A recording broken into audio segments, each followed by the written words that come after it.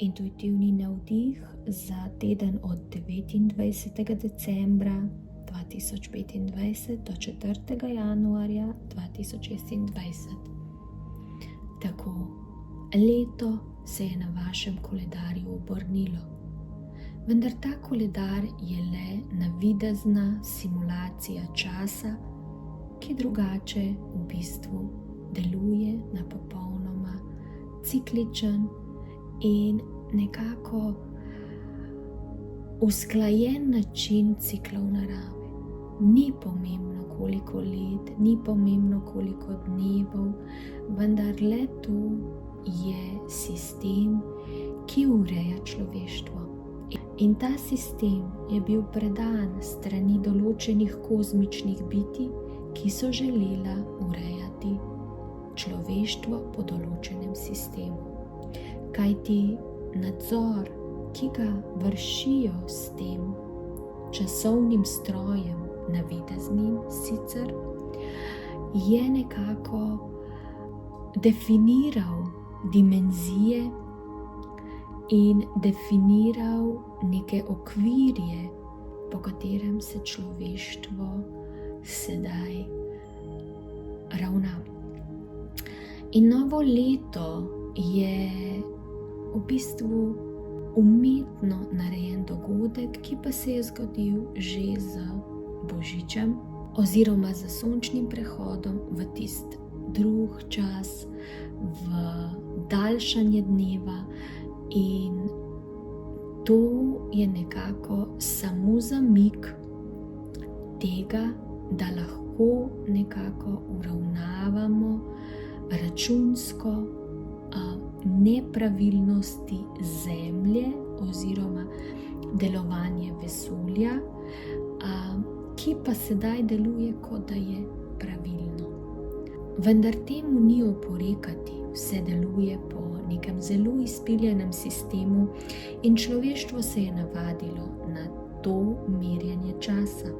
In človeštvo je definiralo preteklost, sedanjost in prihodnost.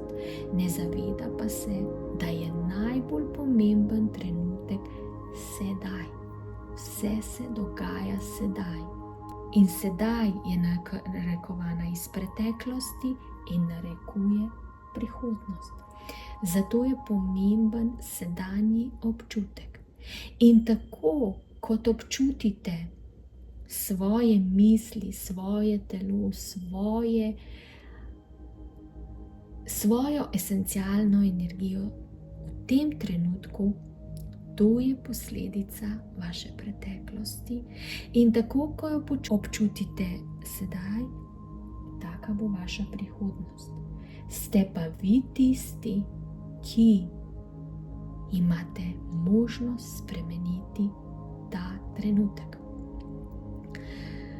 Spremeniti ga v tisto, da bo popravilo vašo preteklost oziroma da bo vaša prihodnost drugačna. In to je resnično čarovnija novega leta oziroma čarovnija trenutka, v katerem se nahajate, in novo leto v bistvu ni pomembno, kajti vi manifestirate iz dneva v dan, iz trenutka v trenutek.